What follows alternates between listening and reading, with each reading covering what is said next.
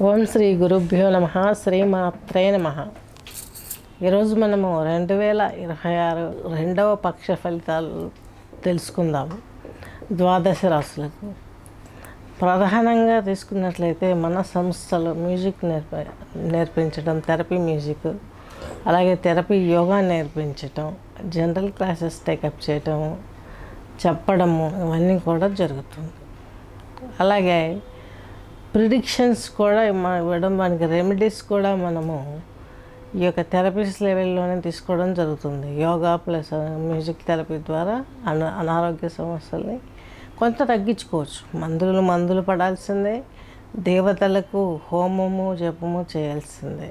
ఎందుకంటే దేవతలకి హవిస్సు రూపంలో అన్నం వెళ్తుంది, వాళ్ళు అడగరు. మనం హోమం చేసి ఆ హవిస్సును అందిస్తే అది స్వీకరించి వాళ్ళకు బలం వచ్చి అప్పుడు మనకు వచ్చే ప్రాబ్లమ్స్ను, నెగిటివ్ ఫోర్సెస్ని వాళ్ళు పక్కకు నెట్టేయగలుగుతారు. ఇది గమనించుకోవాలి. ధనురాశి, ధనులగ్నం తీసుకున్నట్లయితే మూలా నక్షత్రం 4 పాదాలు, అలాగే పూర్వాషాఢ 4, ఉత్తర వచ్చేసి 1 పాదం కలిపి ఈ యొక్క ధనురాశి ధనులగ్నం కిందకి వర్తిస్తుంది. మీకు అర్ధాష్టమ శని ప్రభావం చాలా తీవ్రంగా ఉంది.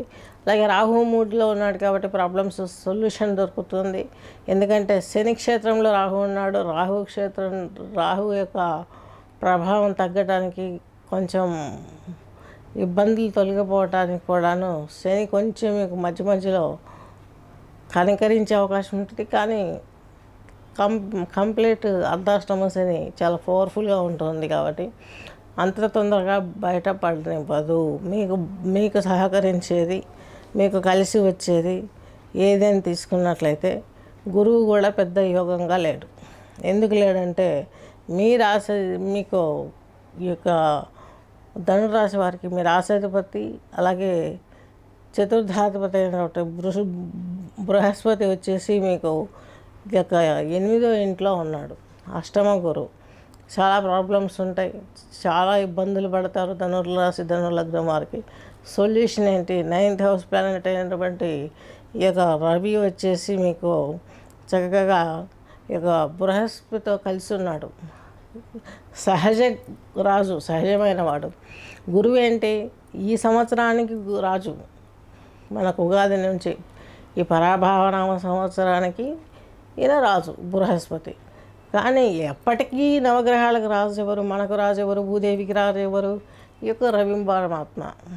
సో ఆయన అక్కడ ఉన్నాడు కాబట్టి కొంచెం ఇబ్బంది లేకుండా చూసుకునే అవకాశం కనిపిస్తుంది. కానీ అష్టమంలో ఉన్నారు కాబట్టి కష్టాలు పడే అవకాశాలు ఉన్నాయి. తస్మాత్ జాగ్రత్త. మీరు ముందే దత్తాత్రేయ స్వామి పూజలు, దత్త ప్రదక్షిణలు చేసుకోకపోతే ఇన్ కేస్ మీకు ప్రాబ్లమ్స్ వెంటాడుతాయి, తట్టుకోలేరు.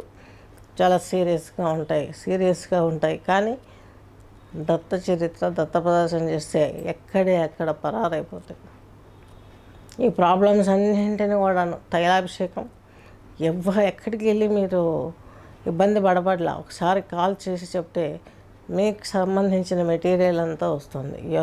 యాగం, హోమం, జపం ఇవన్నీ చేసి పెడతాము. అలాగే యోగ ముద్ర ఇస్తాము. ఏ ప్లానెట్ ఉంది, ఏ దశలో ఉంది, ఎక్కడ వీక్గా ఉంది, ఎక్కడ బలాన్ని ఇవ్వాలి, ఇవన్నీ ఆలోచించి ఇవ్వడం జరుగుతుంది. నెక్స్ట్ వచ్చేసి బృహస్పతి పరిస్థితి. మరి శుక్రుడిని తీసుకుంటే భాగ్యంలో ఉన్నాడు. ఈయన వచ్చేసి మీకు 6వ ఇంటాధిపతి, అలాగే లాభాధిపతి. ఈయన ఎక్కడున్నాడు? మీకు తీసుకున్నట్లయితే ధనురాశి ధనులగ్నం వారికి కోణంలో ఉన్నాడు.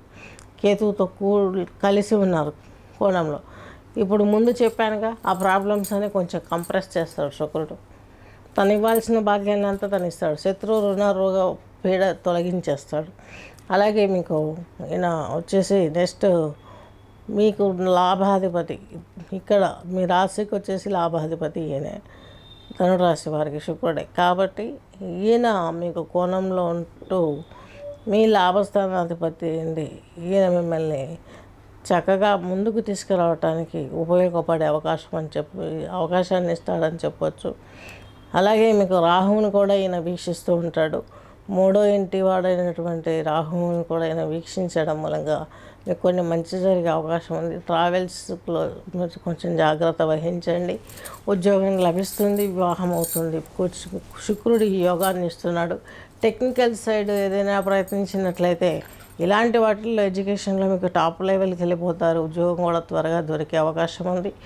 ఆ ఉద్యోగం ఎప్పుడు ఏర్పడుతుందో ఆటోమేటిక్గా గృహలక్ష్మి కూడా మీ వెంటే వస్తుంది. రాహు మూడ్లో ఉన్నాడు కాబట్టి, రాహు ఇచ్చిన ఫలితాలనే శని కూడా ఇస్తాడు కాబట్టి, రాహు మూడ్లో ఉన్నాడు కాబట్టి మంచి జీవిత భాగస్వామి, మీకు ఎలిజిబుల్ అయినటువంటి అమ్మాయి కానీ అబ్బాయి కానీ మీ లైఫ్లోకి వచ్చి మీ జీవితం అనేక రకమైనటువంటి ఫ్రూట్ఫుల్గా ఉండే అవకాశం కనిపిస్తుంది. మీరు ఆచరించవలసినటువంటి ముద్ర వచ్చేసి అగ్నిముద్ర. అగ్నిముద్ర అంటే ఈ యొక్క బొటకని వెళ్ళి ఇలా మార్చి మిగతా 4 ఫింగర్స్ ఇట్లా దాన్ని ఒట్టి పెట్టేసుకోవాలి. ఈ అగ్నిముద్ర పెట్టేసిన తర్వాత మోహన రాగం వినాలి. నెక్స్ట్ వచ్చేసి శాంతి ఆసనంలో రిలాక్స్ అవ్వాలి. ప్రెషర్స్ అన్నీ చెప్పుకున్నాం కదా. ఇప్పుడు ఈ ప్రెషర్స్ నుంచి శాంతి ఆసనం అంటే గంటలు కొట్టి ఆ సౌండ్ వినండి.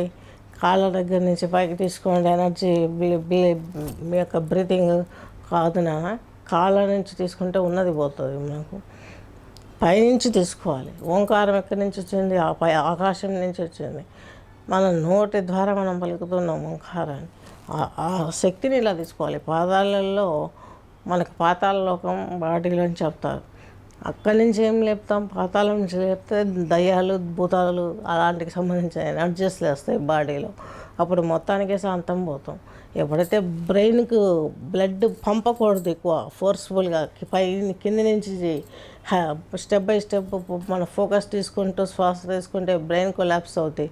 తట్టుకోలేక నరాలు చిట్లిపోవడము, హార్ట్ అటాకులు రావడం కూడా జరుగుతుంది. ఇప్పుడు మనం పర్ఫెక్ట్గా తల నుండి తీసుకున్నట్లయితే మన శ్వాసను గమనించాలి. తల నుంచి శ్వాస తీసుకున్నట్టుగా భావించి చక్కగా మొత్తం బాడీ మొత్తం రిలాక్సేషన్ ఇచ్చుకోవాలి. అక్కడ ఫోకస్ తెచ్చుకోవాలి. దానికి సంబంధించిన వీడియో కూడా నేను చేస్తాను.